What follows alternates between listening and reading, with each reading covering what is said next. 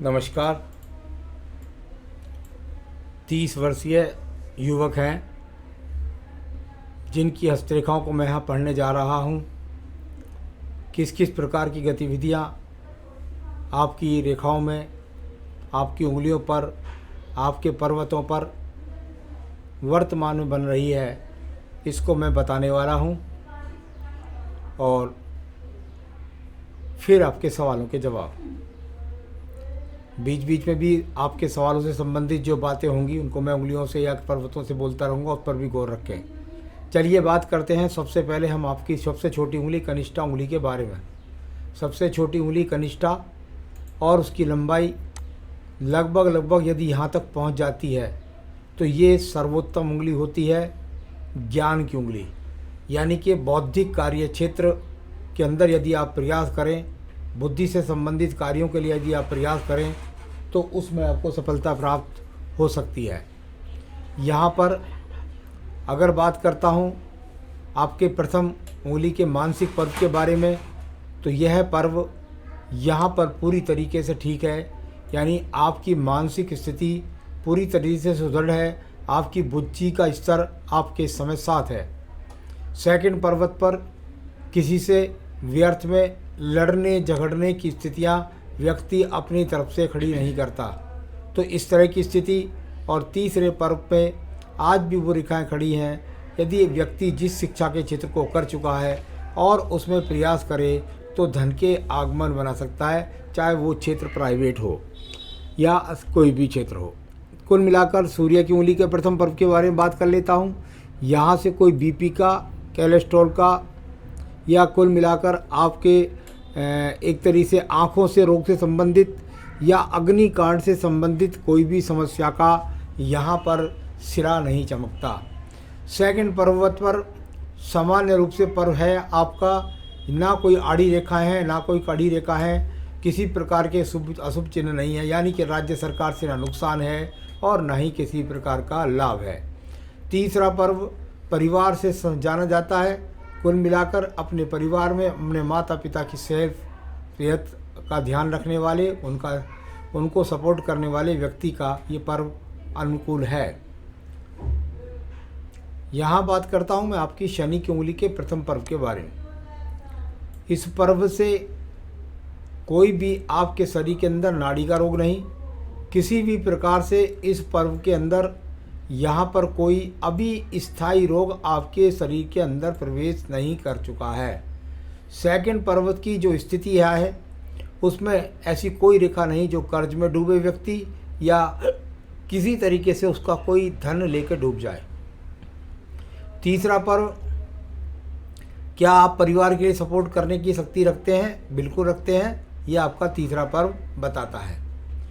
प्रथम पर्व बृहस्पति की यदि बात करता हूँ, वहाँ से पता लगता है हमको शुगर का, कोलेस्ट्रॉल का, लीवर का, किडनी का या मोटापे से संबंधित रोगों का, वह भी यहाँ पर नहीं है। उंगली बृहस्पति की छोटी और सूर्य की उंगली बड़ी हो तो व्यक्ति निरंतर जिस जगह है इससे आगे अपने जीवन में प्रगति करता है, यानी सीढ़ी बाई सीढ़ी आगे बढ़ता, नीचे नहीं गिरता। यहाँ पर सेकंड पर्वत पर मुझे स्क्रैचेज रेखाएं जरूर दिखाई देती हैं, यानी कुछ आड़ी छोटी रेखाएं यहाँ पर आड़ी रूप में दिखाई पड़ती हैं। इसका मतलब यह है कि प्रेम संबंधों में सावधानी और वैवाहिक जीवन में कुंडली मिलान, वरना कुछ भेदभाव पति पत्नी के बीच में रहेंगे। वो इतनी बात है, इससे बुरी कुछ नहीं। तीसरा पर्व थोड़ा सा आड़ी रेखाएं हो तो व्यक्ति को धन के आगमन थोड़ा सा देर से बनते हैं, साथ ही साथ संतान सुख में कुछ समय लग जाता है। आइए बात करते हैं अंगूठे के प्रथम पर्व के बारे में। यहाँ पर थोड़ी सी आड़ी रेखा का जरूर दिखाई देता है। लंबाई अंगूठे की बहुत अच्छी है, यानी कि ज्ञान बुद्धि की कोई वो नहीं है, प्रॉब्लम नहीं है। माँ भगवती की भी कृपा आपके पास है। जहाँ तक संपन्नता के लिए लग्जरियस जीवन के एक आड़ी रेखा भी हो जाए तो व्यक्ति थोड़ा लग्जरियसता की तरफ आकर्षित रखता है, चरित्र से कोई खराब नहीं है। सेकंड पर्वत पर आड़ी रेखाओं का होना वो तर्क शक्ति के लिए मजबूत माना जाता है, किसी से बहस करने के लिए सही माना जाता है। इस तरह का यहाँ पर ये पर्व है। अब बात करता हूँ मैं बुध पर्व पर। बुध का पर्व, और पहले तो इसको मैं देख लेता हूँ इसके स्वरूप को। अगर मैं इसके स्वरूप को देखता हूँ तो ये बहुत ज़्यादा मुझे ना तो उठा हुआ लगता है ना दबा हुआ लगता है। यानी इसको कह सकता हूँ सम पर्व है, इसका लाभ आप उठा सकते हैं।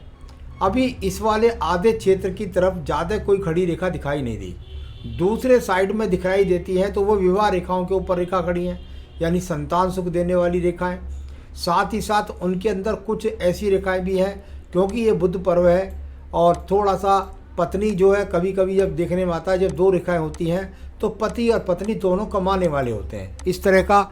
और इसमें कुछ रेखाएं हैं जो आपकी बुद्धि से यदि आप चाहें तो अभी भी धन कमा सकते हैं, ऐसी रेखा यहाँ पर हैं। चलिए बात करता हूँ मैं सूर्य के पर्व के बारे में।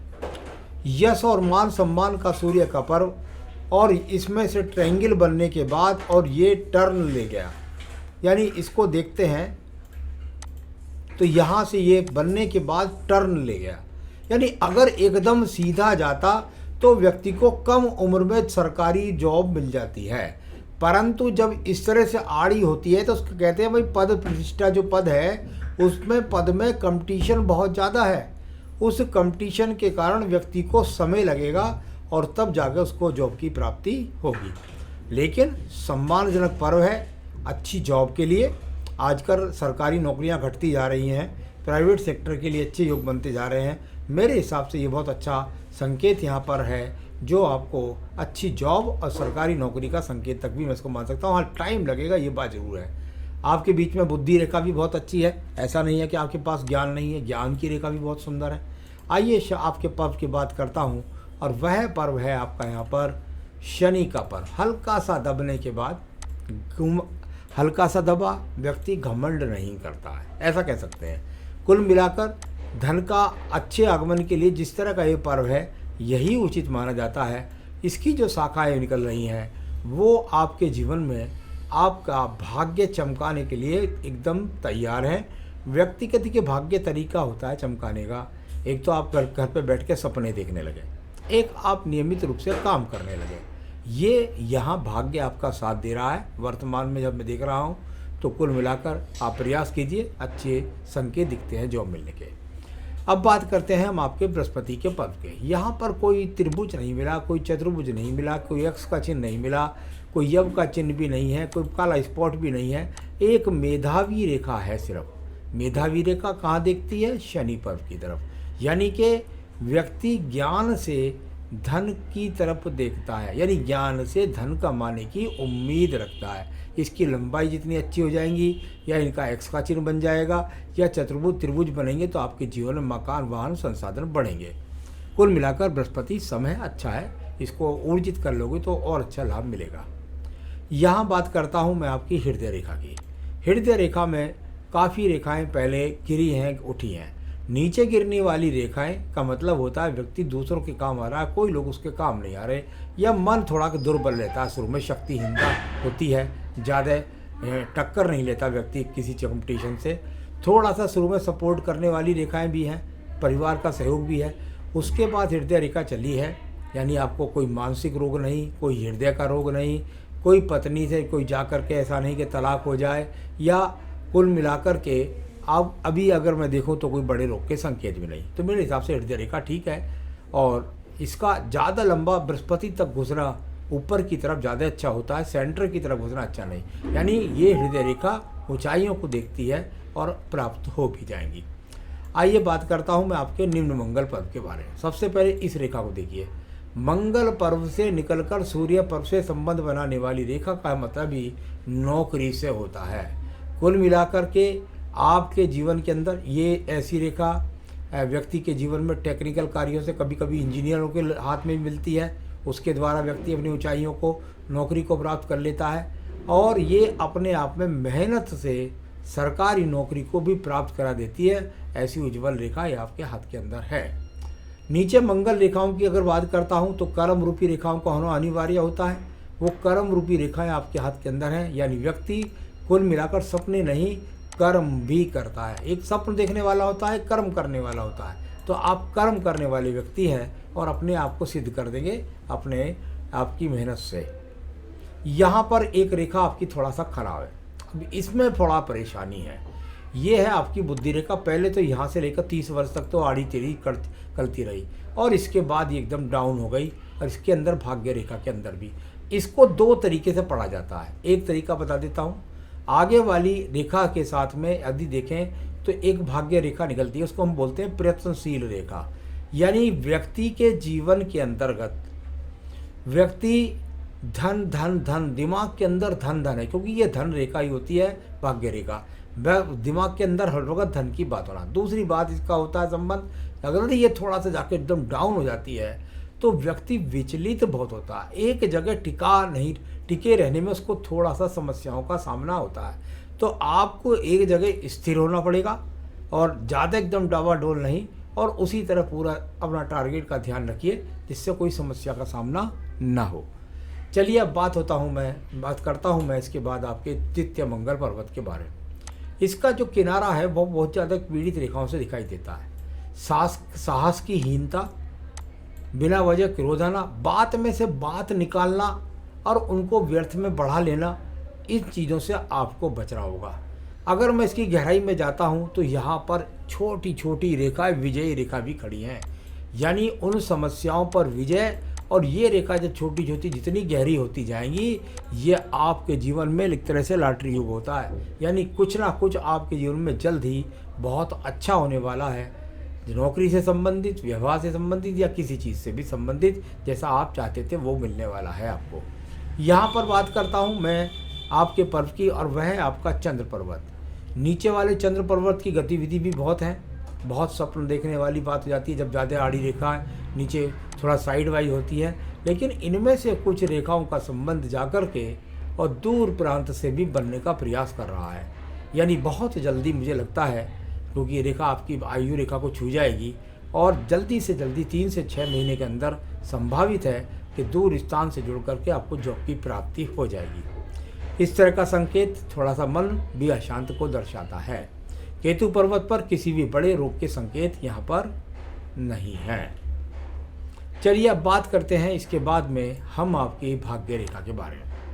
एक रेखा मैंने आपको ये बोली और एक रेखा आप दिखेंगे तो स्वयं से अर्जित, यानी खुद से अर्जित रेखा, इसको बोलते हैं खुद से अर्जित रेखा।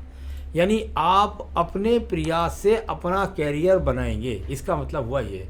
दूसरी रेखा आपकी बुद्धि रेखा से चली, यानी व्यक्ति अपने जीवन के अंदर ये प्रयत्नशील रेखा है, यानी प्रयत्न कर रहा है और उस प्रयत्न से ऊंचाइयों को प्राप्त करेगा। कितने दर्जे तक करेगा, ये तो 55 वर्ष तक जारी है, यानी आज से लेकर के आगे जीवन में आप निरंतर ऊंचाइयों को प्राप्त करेंगे। अच्छी भाग्य रेखा है, अच्छी कर्म रेखा है। चलिए अब बात करता हूँ मैं इसके बाद में आपके यहाँ पर व्यावसायिक रेखाओं के बारे में। कोई भी व्यावसायिक रेखा मुझे हाथ के अंदर दिखाई नहीं दी। सूर्य का इन्वॉल्वमेंट भी ठीक ठाक था, लेकिन बुध पर्वत पर वो बात, बुध रेखा भी तो दिखाई देनी चाहिए। यहाँ से ना मिले तो ऊपर से मिल जाए, अभी मैं व्यवसाय के लिए बिल्कुल भी नहीं कह सकता आपको। यहाँ पर एक मंगल रेखा भी थोड़ा छोटे रूप में है, हल्की है थोड़ा सा, तो वो अगर ज़्यादा डार्क होती तो आपके जीवन में आप थोड़ा साहस, जो कभी कभी हार जाते हैं बुद्धि रेखा की वजह से, कुछ सोचने लगते हैं उल्टा सीधा, उसको नहीं सोचते, फिर भी ये मंगल रेखा आपको कवर कर लेगी, रक्षा करेगी, आपको निकाल लेगी। शुक्र पर्व संसाधनों का पर्व सामान्य रूप से है, यानी बहुत अच्छे लग्जरियस जीवन नहीं है, अभी कुल मिलाकर संसाधनों के लिए संघर्ष चल रहा है। आयु रेखा की जो स्थिति है वो जाकर मणिबंध से भी संबंध बनाती है, और एक शुक्र पर्व से निकल करके रेखा जा करके इधर की तरफ भी दिख रही है। इस रेखा को कभी कभी ऐसे कह देते हैं कि अर्धांगिनी से भी आगे जीवन में, अभी मैं इसको पूरा मजबूत नहीं कह सकता, लेकिन कभी कभी देखा जाता है कि अर्धांगिनी का भी सहयोग मिल जाता है। तो ये अपने आप में आपकी सारी रेखा और आयु रेखा लगभग 78 वर्ष के आसपास। चलिए अब बात कर लेते हैं आपके सवालों पर। आपका पहला सवाल है, जॉब कब लगेगी, और कैरियर से रिलेटेड सारे जवाब, और कौन सी।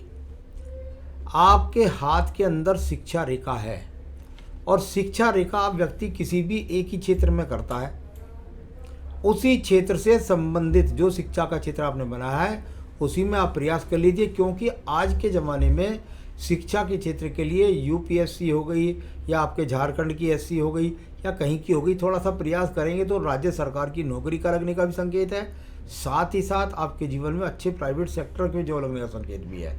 तो कुल मिलाकर ये आपका समय शुरू हो गया है अब से लेकर के, और इस साल के अंत तक आपको जॉब से सेटिस्फैक्शन पूरा मिल जाएगा। प्रयास कीजिए। मैरिज से रिलेटेड मैं बता चुका था, बृहस्पति की उंगली से भी अंदर की रेखा, बुद्धि रेखा कुछ ज़्यादा डाउन थी, तो कुल मिलाकर थोड़ा सा ध्यान रखिएगा। विवाह कुंडली मिलान से करिए, क्योंकि आपकी तरफ से ये इशू जरूर आएंगे, क्योंकि आपकी बुद्धि रेखा डाउन है और विवाह रेखा में भी थोड़ा सा डाउनपन है। तो ऐसे में व्यक्ति के तरफ से प्रॉब्लम आती है, यानी आपकी सोच की वजह से या आपकी भाषा शैली की वजह से कुछ ना कुछ अड़चने आएंगे। उसको विवाह को लिए आप ऐसी लड़की देखें, कुंडली मिलान करके मुझसे भी करवा सकते हैं, जिससे आपका वैवाहिक जीवन अच्छी तरीके से चल सके। पत्नी का कैसी आएगी, एजुकेशन होगा नहीं होगा, ये तो पत्नी की कुंडली बताएगी, आपका हाथ थोड़ी बताएगा। तो ये पत्नी की नेचर और पत्नी की एजुकेशन या उसकी जॉब, वो सब पत्नी के हाथ से लगती है।